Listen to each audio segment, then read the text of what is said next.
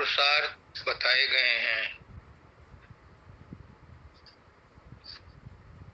अर्थ, काम, धर्म और मोक्ष ये पुरुषार्थ हैं, ये करने की चीजें हैं।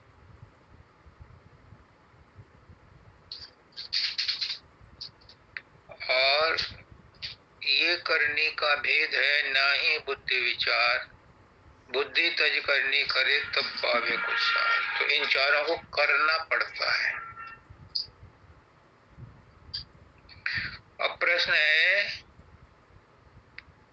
कि गुरु हमें अर्थ, काम, धर्म और मोक्ष कैसे देते हैं। हमारे एक शब्द है, गुरु अर्थ देत, गुरु धर्म देत, गुरु काम मोक्ष देने हारे। गुरु की महिमा न जाने ऋषि मुनि सब हारे। तो गुरु इनको कैसे देता है। एक तरफ तो हम कहते हैं ये पुरुषार्थ हैं, हमें करने पड़ते हैं, और दूसरी तरफ कहते हैं कि गुरु का अर्थ दे तो गुरु धर्म दे तो गुरु काम मोक्ष देने आ रहे। ये सब कुछ देने वाले गुरु हैं, जबकि करने हमें पड़ते हैं। तो ये भ्रम हो गया, संदेह हो गया। इसलिए क्वेश्चन उठाया मेरे प्यारे प्रेम सुख ने कि गुरु अर्थ, धर्म, काम और मोक्ष को कैसे देते हैं। इसमें भ्रम नहीं है। गीता में कृष्ण भगवान कहते हैं, कर्मण्येवाधिकारस्ते मा फलेषु कदाचन। तुम अपना कर्म करो और फल की चिंता मत करो। जो बच्चे हैं वो भी यही कहते हैं कि जब सब कुछ तकदीर से होने वाला तो हम मेहनत क्यों करें। नहीं, ये तो पुरुषार्थ है जो तुम्हें करना ही पड़ेगा।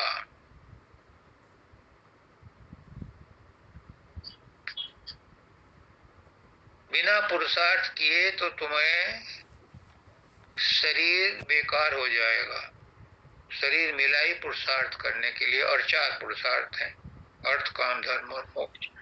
और काम के बारे में कहते हैं कि काम काम सब कोई कहे, काम न चीने कोई, और जेते मन की कामना काम कहावे सोई। जितने भी मन में कामनाएं हैं, इच्छाएं हैं, सब काम है। और बिना इच्छा के प्रयास नहीं होगा, बिना इच्छा के रोटी भी नहीं खाओगे, बिना इच्छा के नौकरी भी नहीं करोगे। तो इच्छाएं और कामनाएं जब तक नहीं होंगी तब तक संसार का और इस शरीर का गुजारा नहीं होगा।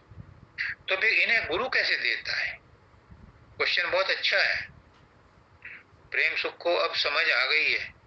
अच्छा क्वेश्चन पूछा है। देखो ऐसा है,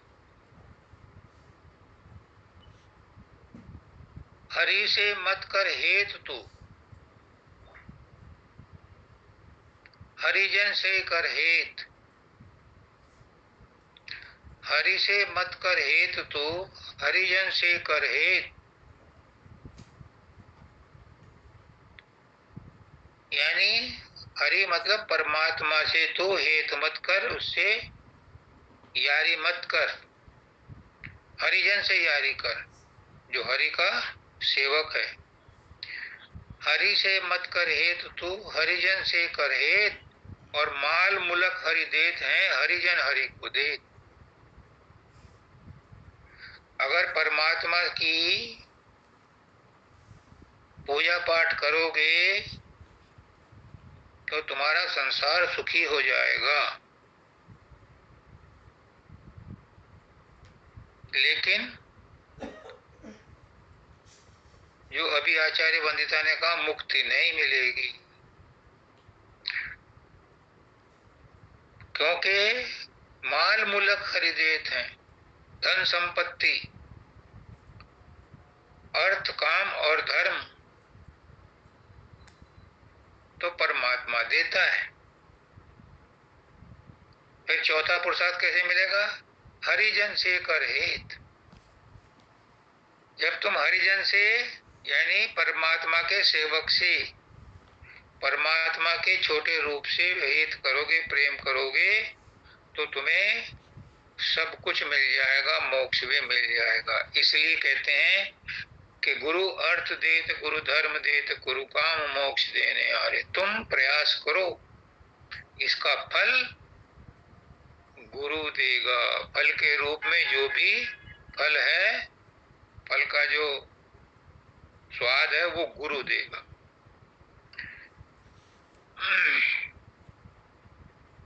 फल भी तुम्हें परमात्मा दे सकता है, लेकिन फल का स्वाद गुरु ही देगा। एक भक्त था, उसने बहुत तपस्या करी,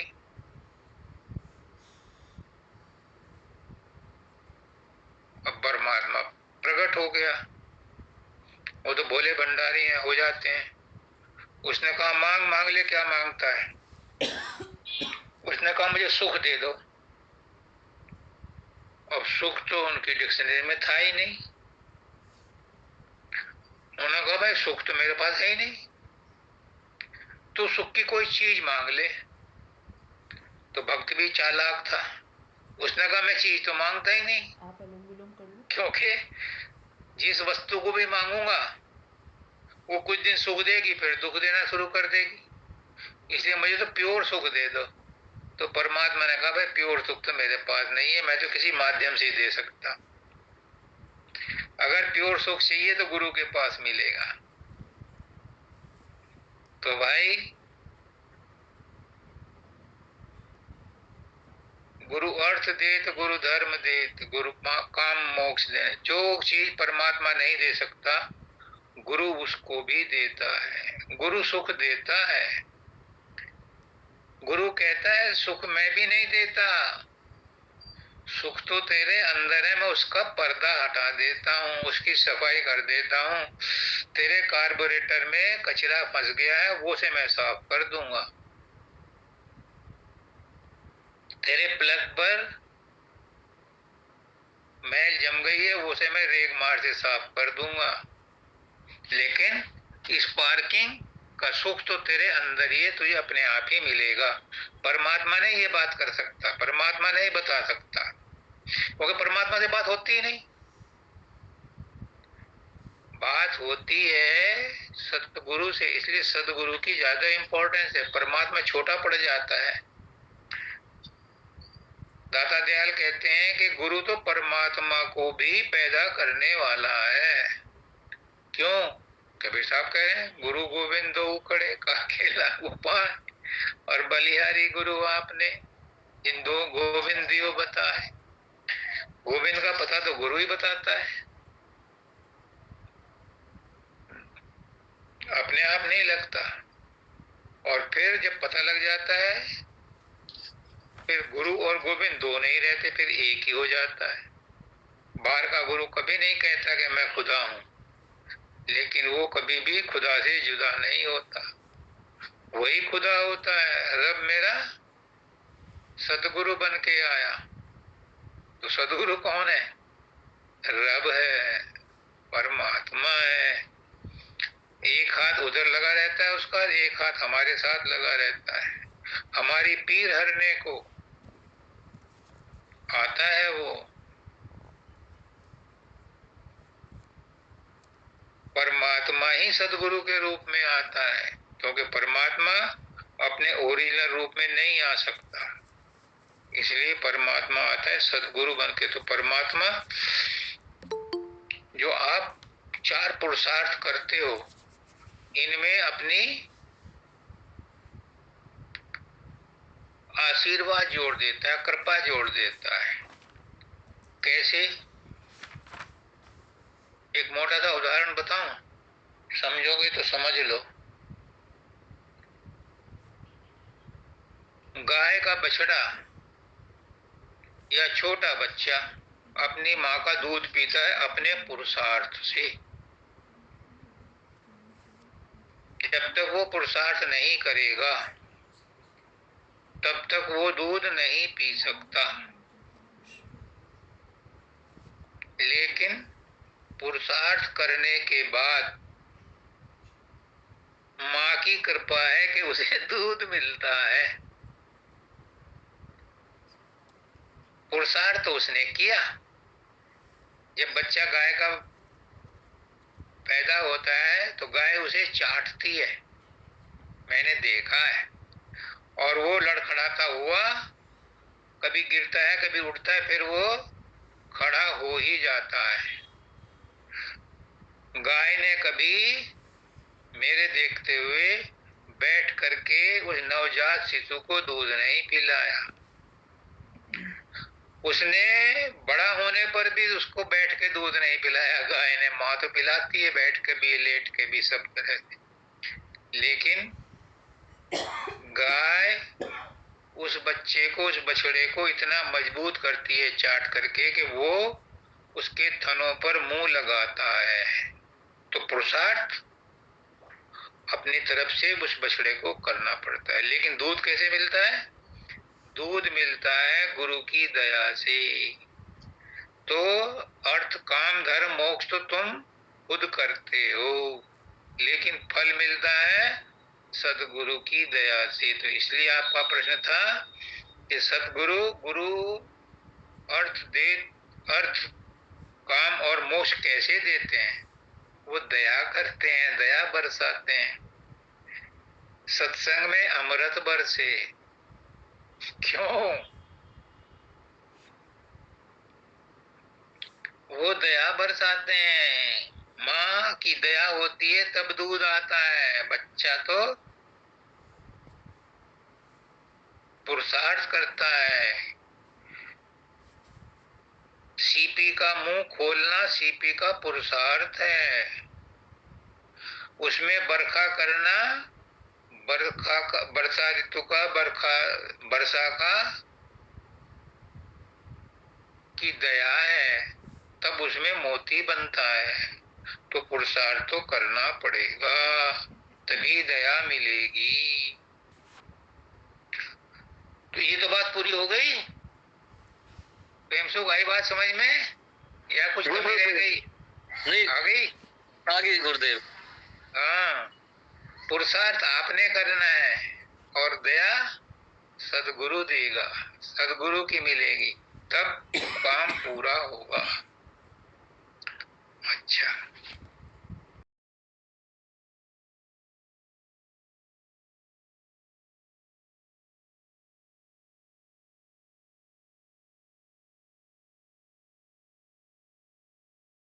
आलसी, हाँ, प्रेम के मार्ग में नहीं होना कभी। आलसी क्या होता है, उसकी क्या गुण होते हैं आलसी के? कि वो टालता रहता है।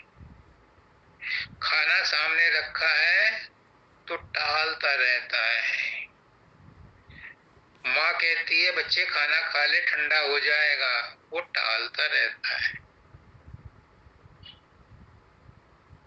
खाना ठंडा भी हो जाता है, बेस्वाद भी हो जाता है। आलसी उसको समय पर नहीं करता काम को, तो उसे कहते हैं आलसी है। आपने कभी देखा है? कभी महसूस करो, अगर प्रेम करना हो आपको थोड़ी देर बाद करेंगे तो प्रेम प्रेम नहीं रहेगा, उसका जोश ठंडा हो जाएगा। बच्चा कहे, स्टूडेंट कहे अभी नहीं पढ़ते, थोड़ी देर बाद पढ़ेंगे, फिर वो थोड़ी देर बाद, फिर थोड़ी देर बाद बन जाएगी।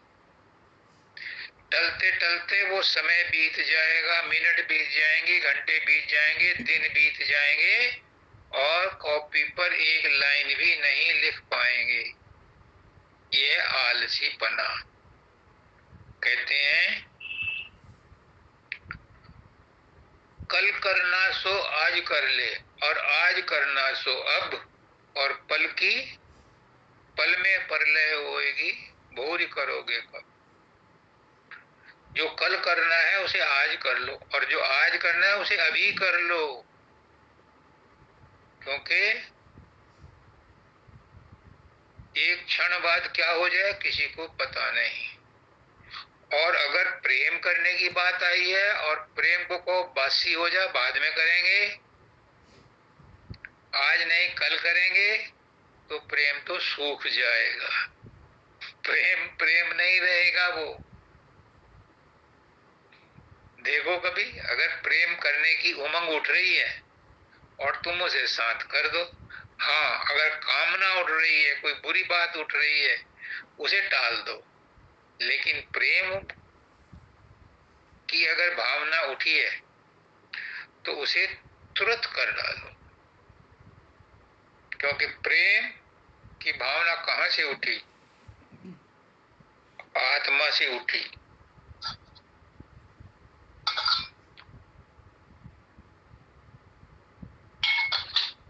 आत्मा परमात्मा की अंश है और परमात्मा प्रेम का भंडार है। तो अंतर आत्मा की जो आवाज थी प्रेम करने की, अगर जी में आया कि गुरु से प्रेम करूं, पुष्कना जी कहते थे कि अगर आया मन में कि गुरु के सत्संग में चलना चाहिए और आप चले गए, तो ये प्रेम है। और आपने कहा यार इस संडे को नहीं, अगले संडे को चले, टाल दिया, तो प्रेम सूख गया। इसलिए इस बार दिवाली का सत्संग संडे को है। हाँ टाइम थोड़ा सा मैंने अर्ली कर दिया कि 11 बजे दोपहर को करेंगे, 11 से 12, ताकि आप अपने सारे फॉर्मेलिटी कर लो, पर हमारा प्रेम सूखना नहीं चाहिए। सत्संग की हुड़क, सत्संग की चाट, सत्संग की तड़प कम नहीं होनी चाहिए। इसलिए आलसीहा प्रेम मार्ग में नहीं होना, प्रेम के मार्ग में कोई आलस मत दिखाना। हाँ अगर मन में गलत ख्याल आया है, किसी को कत्ल करने का आया है, किसी के साथ दुराचार करने का ख्याल आया है, तो उसे टाल दो, उसमें आलसी बन जाओ। लेकिन उसमें नहीं आलसी बनते, फौरन थप्पड़ मारते हो, फौरन प्रतिक्रिया करते हो। ये प्रतिक्रिया नहीं करनी। अगर किसी पर गुस्सा आ रहा है और तुम्हारा मन करता है तो 2-4 सुना दूं, तो 2 दिन ठहर जाओ, तीसरे दिन सुना देना। तब तक तुम्हें वो अच्छा लगने लगेगा, तुम उसे सुना ही नहीं पाओगे।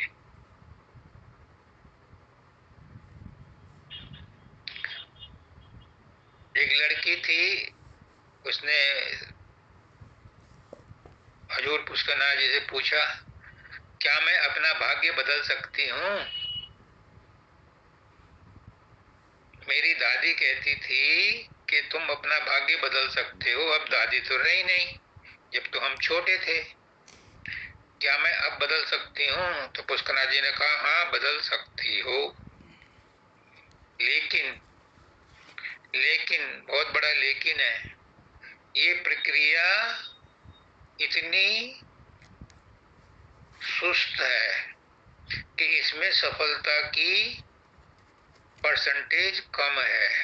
पर जो उस प्रक्रिया को पूरा करके उस अवस्था में पहुंच जाता है जहां पर हम अपने और दूसरों के भाग्य बदल सकते हैं, फिर उस स्थिति में पहुंच करके वो अपना भी भाग्य नहीं बदलता, दूसरों का भी भाग्य नहीं बदलता। उसे इस बात का यकीन हो जाता है, विश्वास हो जाता है, ज्ञान हो जाता है कि सबको अपने अपने कर्म भोगने दो और मैं भी अपने कर्म भोगूंगा। इसलिए कोई भाग्य नहीं बदलता जब उसे ज्ञान हो जाता है।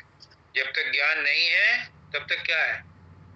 भरम की निद्रा बुरी, इसमें न तुम सोना कभी। तो वो क्या करता है, कभी ज्योतिषी के पास जाता है, कभी तांत्रिक के पास जाता है कि भाई मुझे अपना भाग्य बदलना है। तो वो कुछ तंत्र मंत्र भी करता है और कुछ दिन के लिए उसे खिसका देता है। उसका भाग्य नहीं बदल सकता, कोई भी नहीं बदल सकता। हाँ वो घटना आज घटनी है, कल घट जाएगी।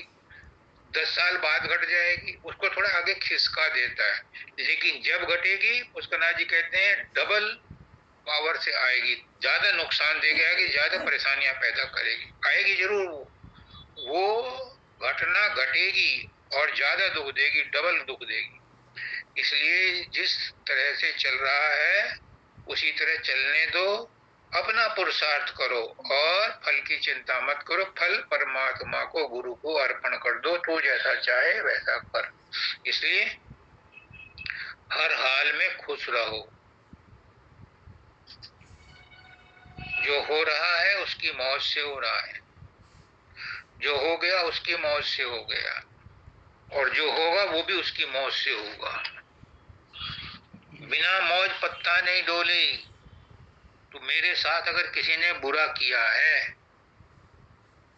मेरा लैपटॉप अगर खराब हुआ है, वो नहीं चल रहा है, तो क्या बिना मौज के हुआ?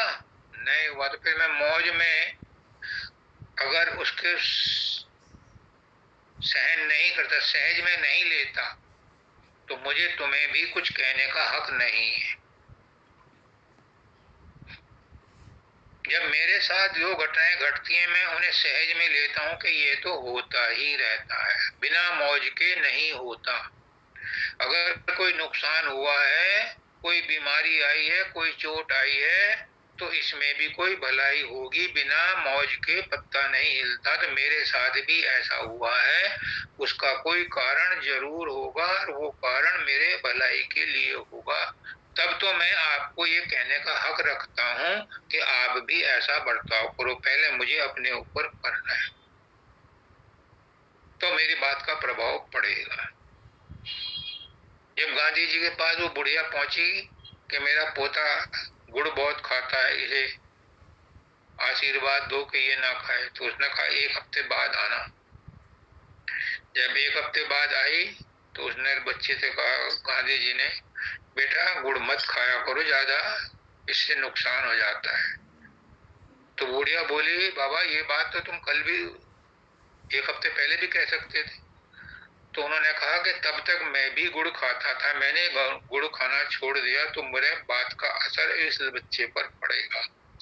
तो मैं भी आपसे यही कह रहा हूं कि जो मैं आपको कह रहा हूं पहले मैं उसे अपने ऊपर अपनाऊं, अप्लाई करूं, तब मेरी बात का असर होगा। इसलिए क्या करते हैं पुष्करनाथ जी, क्या कहते हैं कि 24 घंटे गुरु को बैकग्राउंड में रखो, हर वक्त गुरु को याद करते रहो। और दाता दयाल कहते हैं कि बिना मकसद हर वक्त राधा स्वामी मत किया करो, पर्पस से किया करो। तो क्या इन दोनों बातों में विरोधाभास है? पुष्करनाथ जी कहते हैं कि हर वक्त गुरु को बैकग्राउंड में रखो, और दाता दयाल कहते हैं कि तुम हर वक्त नाम मत जपा करो। क्यों? जब हर वक्त नाम जपोगे तो तुम्हें आदत पड़ जाएगी, जबान को आदत पड़ जाएगी, जैसे कि मैकेनिक रूप में माला चल रही है, माला तो कर में फिरे, माला तो कर में फिरे, मुख जीभ चले मुख माही, और मनुआ तो चौदिसी फिरे, ये तो सुमरन नाई। तो दाता दयाल उसी बात को कह रहे हैं अपने लफ्जों में कि हर वक्त जो राधा स्वामी जपते रहते हैं। बाबा शब्दानंद जी महाराज कहते थे कि जपते रहो करोड़ों बार, अरबों बार, खरबों बार, कुछ नहीं मिलेगा। क्यों? क्योंकि मन तो वहां है ही नहीं। और जब साधन अभ्यास करने बैठते हो तो भी मन वहां नहीं रहता, इसलिए उस सुमरन का असर नहीं होता, और मैं खुद भुक्त भोगी। इसलिए मैं आज बड़े हौसले से कह रहा हूं कि सुमरन करो तो मन साथ हो। पुष्करनाथ जी कहते हैं गुरु को 24 घंटे अपने बैकग्राउंड में रखो। बैकग्राउंड में रखने का मतलब है कि मन को गुरु के साथ मिलाकर रखो। जिस समय भी गुरु का ध्यान करो, गुरु को याद करो, तीसरे तिल पर महसूस करो कि यहाँ गुरु बैठा और मैं राधा स्वामी गुरु को कर रहा हूं। तो 24 घंटे भी अगर तुमने उसको वहां टच कर लिया तो तुम्हें फिर अलग से साधन अभ्यास करने की जरूरत नहीं है। फिर गुरु तुम्हारा गुलाम हो जाएगा। तुम उसे उंगलियों पर नचाना। सारी कायनात तुम्हारे सामने हाथ जोड़ करके खड़ी हो जाएगी। तुम्हारी इच्छाएं बिना कुछ इच्छा करे ही पूरी होंगी। तुम्हें इच्छा करने की जरूरत नहीं है, ऑटोमेटिकली तुम्हारे सामने वही सब कुछ आ जाएगा जिसकी के आपको जरूरत है। पर कब? जब मन के साथ सुमरन हो, जब सूरत के साथ सुमरन हो, जब ध्यान के साथ सुमरन हो, यानी मन वहीं टिका रहे जहां पर के आप तीसरे तिल पर सुमरन कर रहे हो, वहां मन भी हो, ध्यान भी हो, सूरत भी हो, तो 5 मिनट का भी सुमरन काफी होता है। अगर 24 घंटे वहां रहा तो तुम दाता के भी दाता बन जाओगे, तुम गुरु के भी गुरु बन जाओ। तो कहते हैं रात दिन सुमरन भजन हो, रात दिन हो गुरु का नाम, लेकिन वहां मन भी होना चाहिए, वहां सूरत भी होनी चाहिए, वहां ध्यान भी साथ में लगा होना चाहिए, तभी ये सफल होगा। वरना तो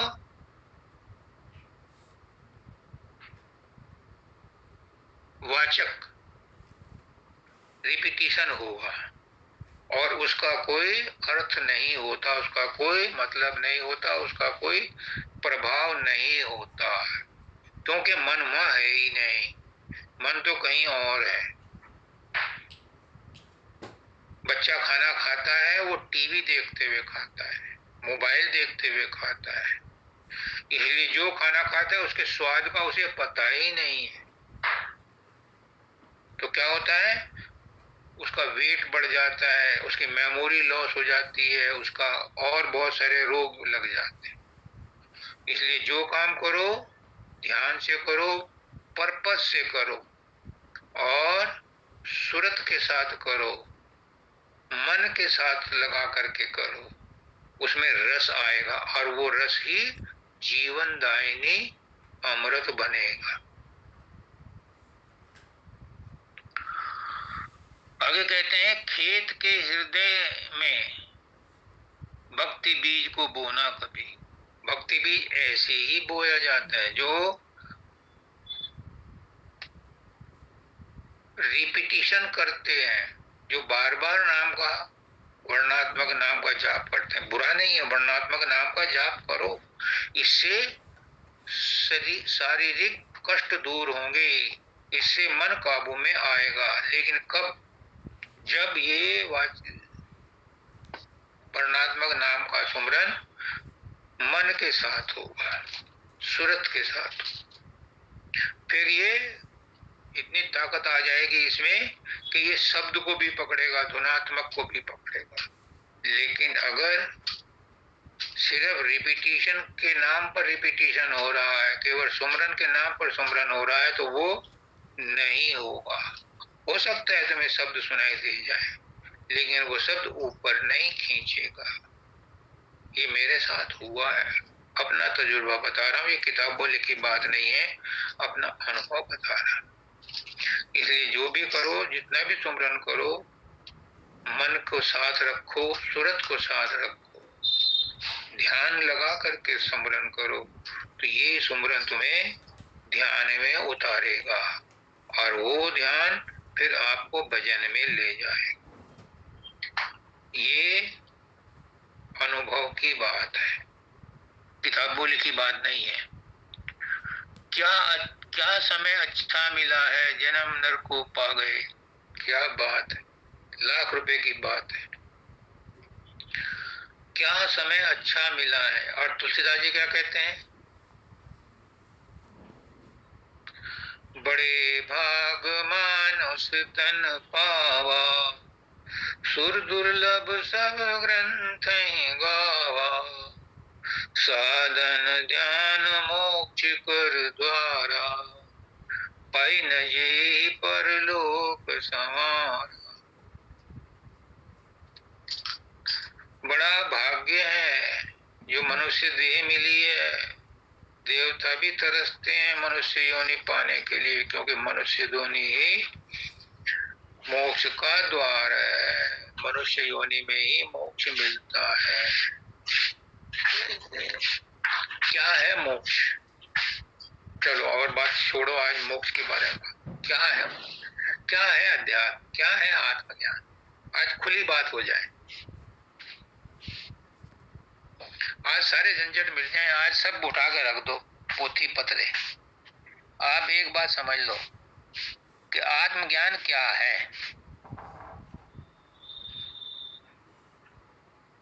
इस बात को समझ, क्या है ये मोक्ष, क्या है?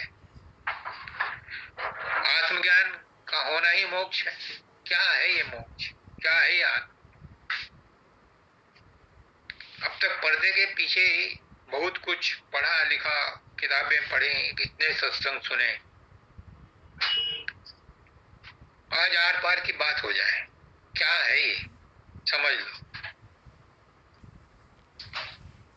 प्रेस्टिजियस, बड़ा पवित्र औधा मिला है, आध्यात्मिकता, आत्मज्ञान जैसे बहुत कोई सुपर पावर हो। क्या है? मैं अपनी गांव की भाषा में बताता हूं। पुष्करनाथ जी बड़े सिंपल शब्दों में बताते थे, बस वही अध्यात्म है। क्या? मैं कौन हूं, मैं कहां से आया हूं, मैं क्यों आया हूं, और मुझे क्या करना है, कहां जाना है। जब इन चार बातों का जवाब हमें नहीं मिलता और तड़प बढ़ती है, तो मांग और पूर्ति के नियम के हिसाब से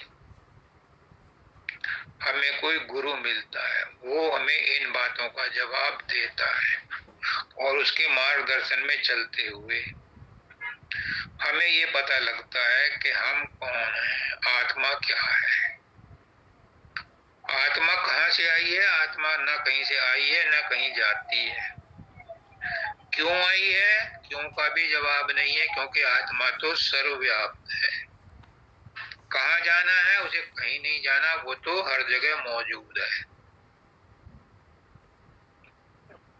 बस आत्मा है क्या, ये समझ लो, वही एक सच्चाई है। और पुष्करनाथ जी कहते हैं कि जो आंखों से दिखता है वो तो माया है। आत्मा को इन आंखों से नहीं देखा जा सकता, इसलिए पुतलियां भी उलटने की कोशिश मत करना अंदर में।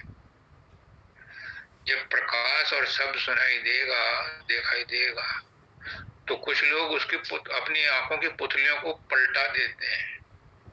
वो खतरनाक है, उससे रेटिना खराब हो जाता है, उससे आंखें खराब हो जाती हैं, सर दर्द होने लगता है, अपने आप उलट जाएंगी स्वाभाविक रूप से। जब तुम्हारा ध्यान ऊपर चढ़ेगा तो ध्यान के साथ ही वो ऊपर की ओर खींच जाएंगी, लेकिन खींचने की कोशिश मत कर।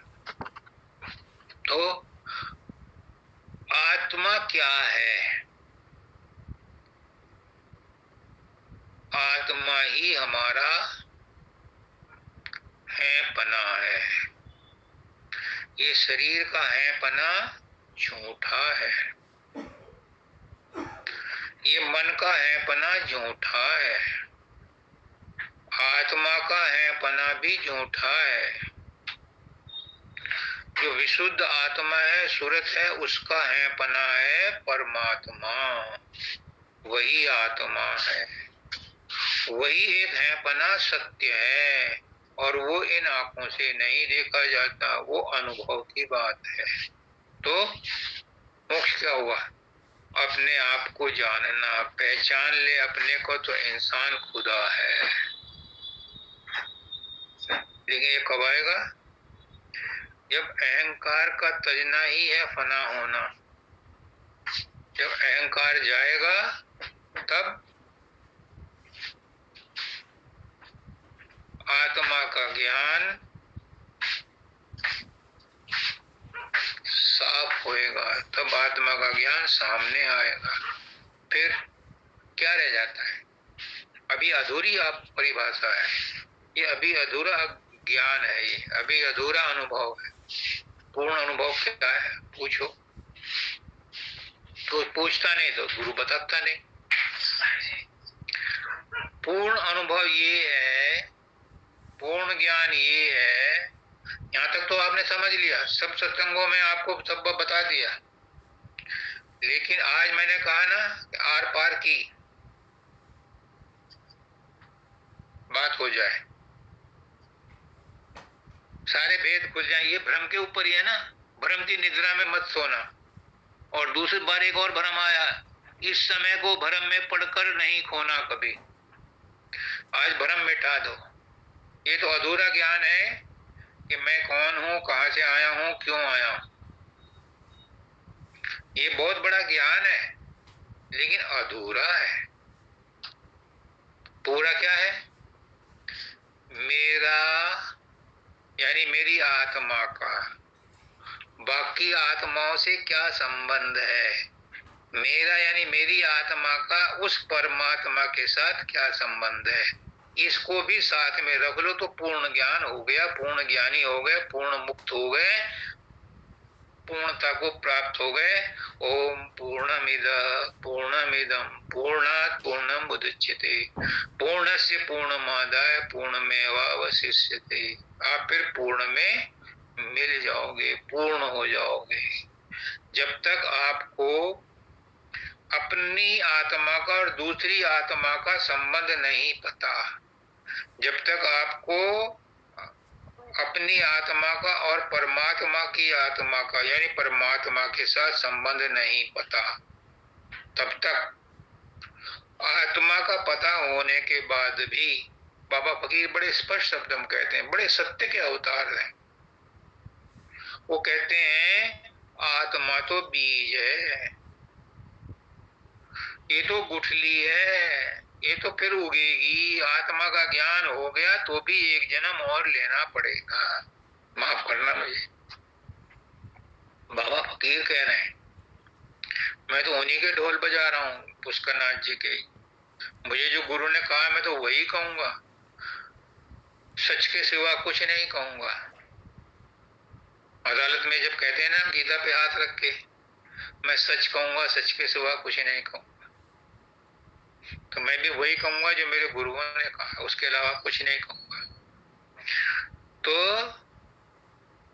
जब मुझे ये पता चल जाएगा कि मैं एक आत्मा हूं और दूसरा भी आत्मा है, पत्नी भी आत्मा है, पति भी आत्मा है, बच्चे भी आत्मा है, नौकरानी भी आत्मा है, ड्राइवर भी आत्मा है, कुत्ता भी आत्मा है, बिल्ली भी आत्मा है, पेड़ पौधे भी आत्मा है, तो मेरी आत्मा का इनकी आत्मा से क्या संबंध है? बाबा शब्दानंद जी कह गए, जगदम्बा के गर्भ निवासी हम सब जुड़वे भाई, और सगे सहोदर का नाता है, कैसी यहाँ लड़ाई। क्या ऊंची बात कह गए, किसी ने आज तक इस बात को ध्यान ही नहीं दी। मानव दया जी ने एक सत्संग में कहा, आज वो भी रेफरेंस याद आ गया, बड़े भाग्यशाली हो तुम, ये पुरानी गड़ी हुई बातें याद आ रही। उन्होंने कहा कि बाइबिल में लिखा है, कोई तुम्हारे एक गाल पे चांटा मारे तो दूसरा गाल भी सामने कर दो। वो कहते हैं कोई बड़े से बड़ा, छोटे से छोटा क्रिश्चियन इस बात पर नहीं चलता। कहते हैं कि ये गलती से लिखा गया होगा, जैसे इंदिरा गांधी ने कहा था गोरखपुर वालों से कि आप ये चौपाई रामायण में से हटा दो, तुलसीदास की रामायण में है ढोल गंवार शूद्र पशु नारी, ये सब ताड़न के अधिकारी, उन्होंने नहीं हटाई, तो बाइबिल से भी ये लाइन नहीं हटी, आज तक है। कोई एक गाल पे चांटा मारे तो दूसरा भी सामने कर दो। तो मानव दयाल जी ने उन्हें वहां अमेरिका में भी बताया और यहाँ सत्संग में भी सुनाया। उन्होंने बताया क्या कि वो लोग इसकी गहराई में नहीं जाते। अगर उन्हें ये पता चल जाए कि चांटा मारने वाला परमात्मा है तो फौरन कहोगे अरे मुझे पता नहीं था आप परमात्मा हो, एक गाल में मारा, ये दूसरा भी आपके सामने है। इसका मतलब ये है कि अगर ये पता चल जाए, चल गया था उसको, नामदेव को। नामदेव रोटी बना रहा था, बहुत दिनों से व्रत कर रहा था। कहीं रास्ते में उसको जगह मिली, उन्होंने रोटी बनाई और उसकी रोटी उठा के कुत्ता ले गया। तो वो कुत्ते के पीछे पीछे जा रहा, अरे प्रभु रूखी खाओगे क्या, घी तो लगवा लो। घी का डब्बा लेके जा रहा उसके पीछे पीछे। क्यों? उसे उस कुत्ते के अंदर भी परमात्मा दिखाई दिया। तो कह रहे हैं एक गाल पे चांटा मारा है और तुम्हें ये पता चल जाएगा ये प्रभु ने मारा, तो क्या तुम नहीं चाहोगे प्रभु दूसरे गाल पे भी मारे? बिल्कुल चाहोगे। तो फिर तब कब चाहोगे? जब उसे प्रेम करोगे, उसे परमात्मा समझोगे। तो वो लाइन गलत नहीं लिखी थी, क्राइस्ट ने सही लिखी।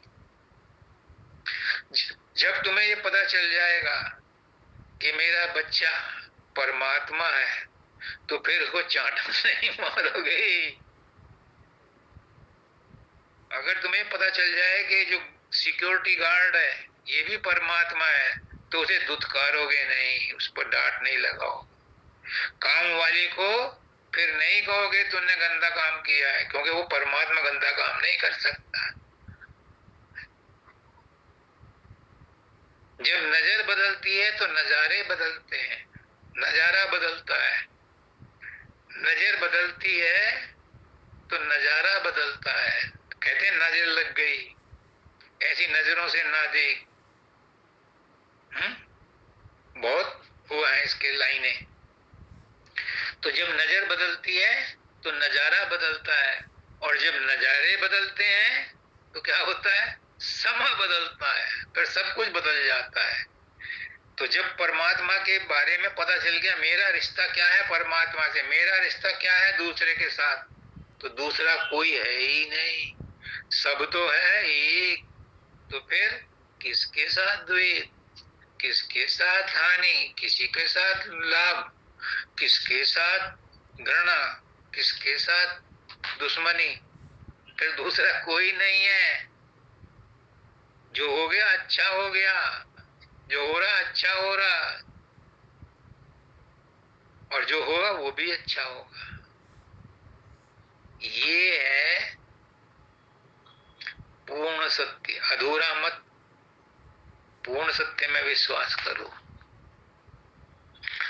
अपनी आंखों आप देखो उन्नति के दृश्य को, खुद खाओ और जान जाओ। वो आता है हक से मांगो, बिस्कुट पर लिखा होता है। स्वामी जी महाराज क्या कहते हैं? जब तक न देखो अपने नैना, कभी न मानो गुरु के बहना। और पुष्करनाथ जी क्या कहते हैं? Self realization is god realization. अपने अंदर झांक के देखो, जब तुम्हें यकीन हो जाए तो फिर जिधर देखता हूँ उधर तू ही तू है, कि हर सै में जलवा तेरा हूबहू है। तेरी ही है रग रग मेरे सारा मानी, तू ही मैं तू ही तू मैं तू है। फिर हर जगह हर शय में वही है वही है वही है। मैं भी वही है, तू भी वही है। तू मैं है कि मैं तू है, कैसे किस विध में पाऊं। तू अनाम है तू अरूप है, कैसे तुझको मैं पाऊं। अचिरज अचिरज अचिरज है तू, गुप्त प्रकट में व्यापा है। मायातीत अगोचर अनुपम, छावन दिव्य प्रकाश है। जहाँ जहाँ देखूं तेरी लीला, जो जो सुनो तेरी वाणी, जो कुछ कहूं सो तेरी कहानी, हुआ मैं तेरा अभिमानी। प्राण से नाम तेरा हो सुमरन, जो गाऊं सो भजन तेरा, जो ध्याऊं सो ध्यान हो तेरा, जो कहूं सो कथा। फिर ऐसी हालत हो जाए, फिर वो समता में रहने लगता है। फिर लाभ हानि, मान अपमान, जन्म मृत्यु उसको प्रभाव नहीं डालते। वो उन सबसे ऊपर रहता है, वो कमल की तरह रहता है।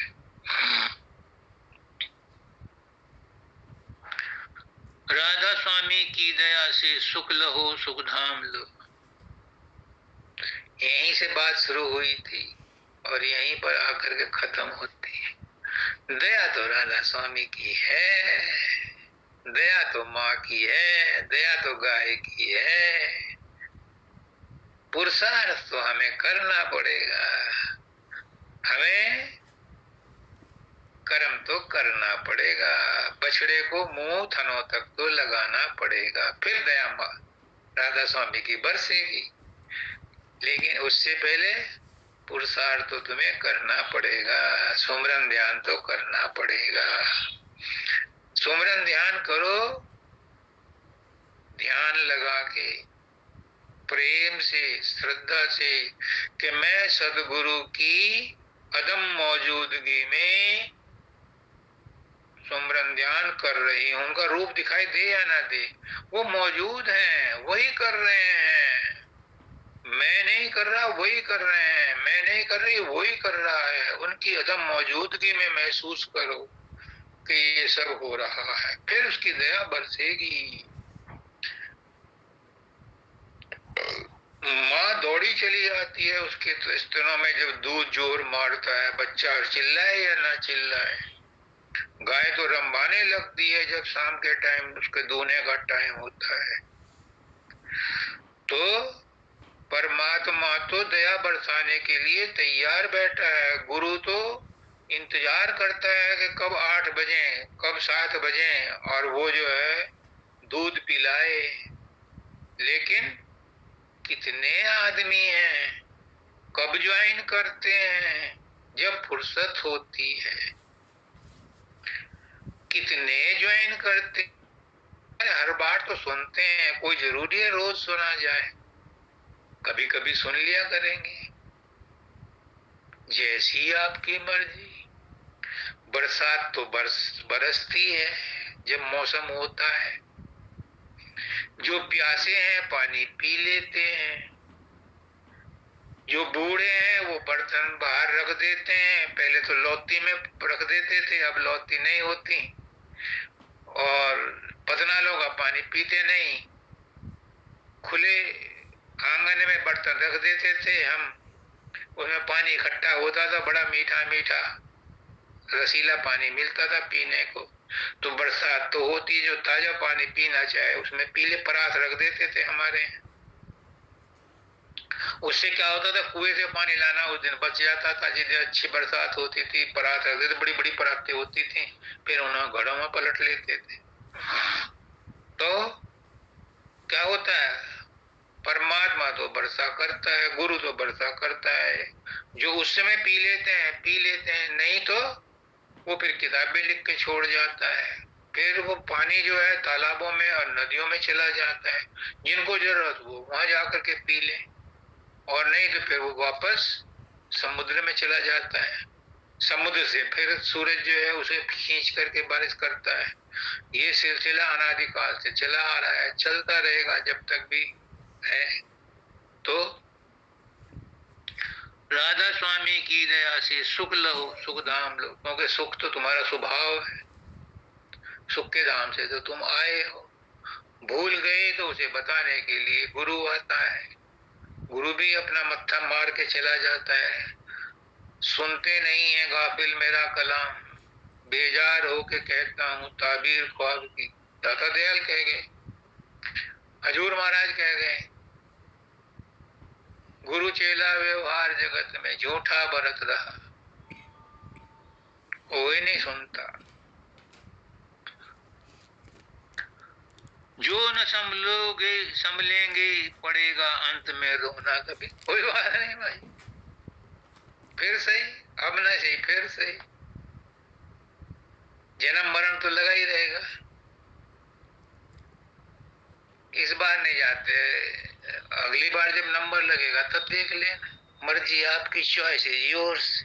गुरु तो कहता है कि इसी बार निकल जाओ तो अच्छा है, इसी बार पास हो जाओ, और वो कोशिश भी यही करता है। परम दयाल जी ने कितनी कोशिश की, मानव दयाल जी ने कितनी कोशिश की, शब्दानंद जी ने कितनी कोशिश की,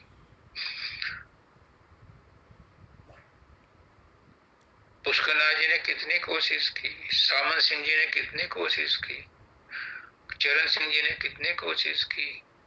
सब सतगुरु अपने अपने डेरों में रात दिन यही कोशिश करते रहते हैं कि बुझा हुआ दिया चल जाए। लेकिन आप कहते हो कि नहीं, अभी नहीं फुर्सत, अभी तो संसार के काम करने हैं, अभी तो पोते का मुंह देखना है, फिर पोते की शादी देखनी है, फिर पोते का लड़का देखना है। उलझे रहो इन्हीं में, उलझे रहो इन्हीं में। परमात्मा भी कहता है कोई बात नहीं, जब फुर्सत होगी तब देख लेना, जब समय मिलेगा तब पुकारना, मैं तो तुम्हारे पास हूं, जब बुलाओगे तभी आ जाऊंगा। लेकिन कभी तो अपने आप से कहो कि एनफ इज एनफ, मुझे तो अभी चाहिए, मुझे तो अभी चाहिए, मुझे तो अभी चाहिए। जब ऐसी तड़फ होती है तो फिर क्षिप्रम भवति धर्मात्मा, उसी समय मिलता है, तत्क्षण मिलता है। मिला है, द्रौपदी को मिला, सबको मिला जिसने पुकारा। तुमने पुकारा और हम चले आए, ये तो फिल्मों का गाना है। जरा परमात्मा को पुकार के देखो, कौन कहता है भगवान मिलते नहीं। अरे प्रेम से हम कभी उन्हें बुलाते ही नहीं, बुला के देखो आते हैं। गुरु के साथ प्रेम करके देखो, गुरु अपनी हानि उठा कर, अपनी छाती पर अपना गम उठा करके भी अपने भक्त की रक्षा करता है, करता है। बड़े बड़े कष्ट दूर करता है, दूसरों की बीमारियां भी अपने ऊपर ले लेता है, लेकिन सबकी थोड़ा ले लेगा। जितना तुम तराजू में बाट रखोगे, वजन रखोगे, उतना ही तो देगा वो भी। तू अपनी ओर निबेर तेनु और नाल की, तू अपनी गठरी समान तेनु चोर नाल की। अपनी गठरी में तो देखो तुमने कितना दिया है, कितना प्यार किया है, कितना त्याग किया है, कितनी गंभीरता से, कितनी लगन से, कितनी गहराई तक बोया है। वो जवाब देता है। वो दिल भी रखता है, दिमाग भी रखता है, कान भी रखता है, आंख भी रखता है, सब कुछ है उसके पास, सब कुछ जानता है। भक्ति की शक्ति मिली और शक्ति वाली हो गई, शक्ति वाली सहज में अब भक्ति वाली। भक्ति, भक्त के भूखे हैं भगवान। जो भक्ति है, भक्ति की मुक्ति की नहीं चाहा मन में, भक्ति प्यारी ला। भक्ति बहुत ऊंची चीज है। भक्ति करने वाला मुक्ति की भी परवाह नहीं करता, उसे मुक्ति भी नहीं चाहिए। भक्ति अपने आप में भगवंत से मिला देती है, भक्त ही भगवंत हो जाता है।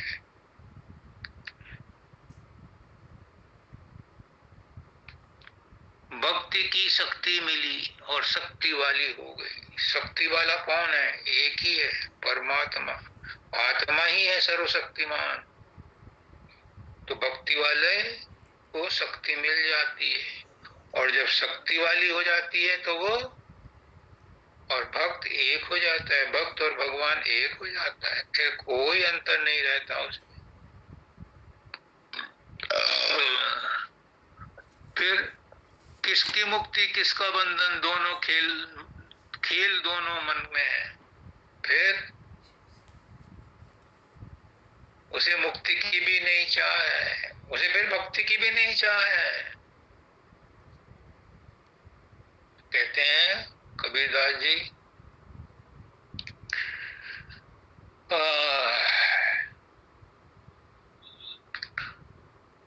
पाछे पाछे हरि फिरे कहत कबीर कबीर। जब भक्ति इतनी प्रवान चढ़ जाती है तो उसके पीछे पीछे भगवान चलता है।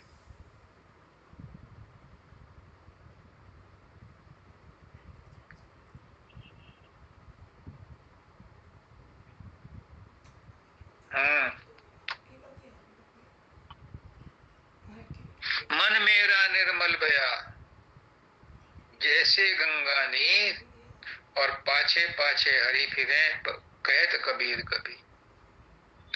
जब मन निर्मल हो जाता है तो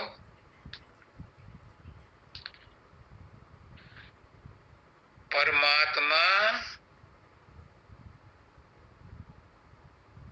और आत्मा एक हो जाते हैं। परमात्मा और आत्मा में भेद नहीं रहता, गुरु और शिष्य में भेद नहीं रहता। ना तू गुरु है ना तू चेला, तू दोनों दशा से न्यारा है। हद बेहद के परे ठिकाना तेरा ही सकल पसारा है। फिर वो अपने आप में सर्वभौम सत्ता से, स्वयंभू सत्ता से जुड़ जाता है। फिर वो वही हो जाता है।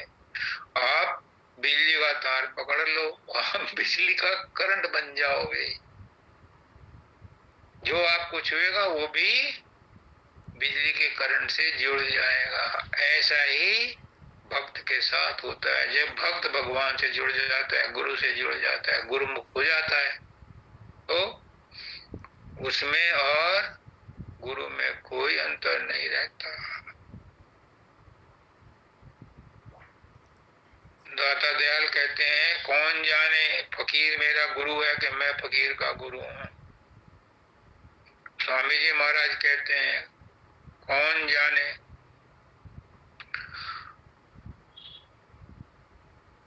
राय शालिग्राम मेरा गुरु है कि मैं राय शालिग्राम का गुरु हूं।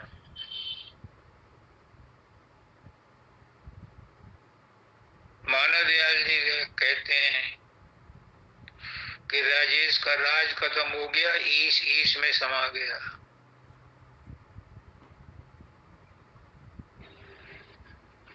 क्या होता है ये?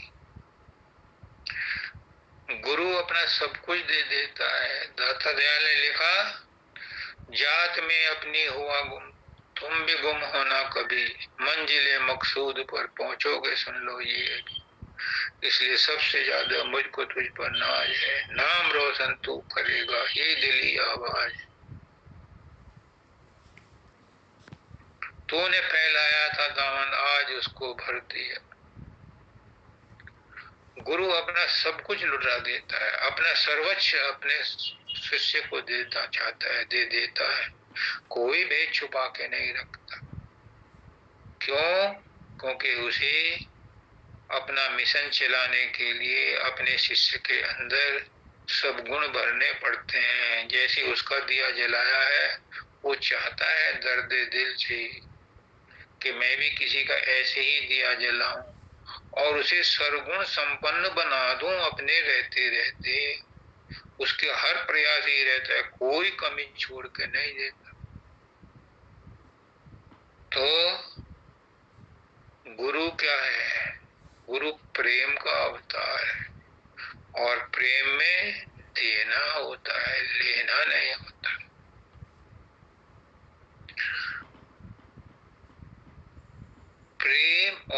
प्रीतम एक होते हैं।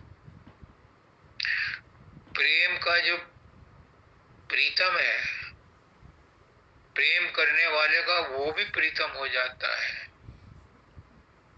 जो मेरे प्रीतम का प्यारा, मेरा भी वो प्यारा है।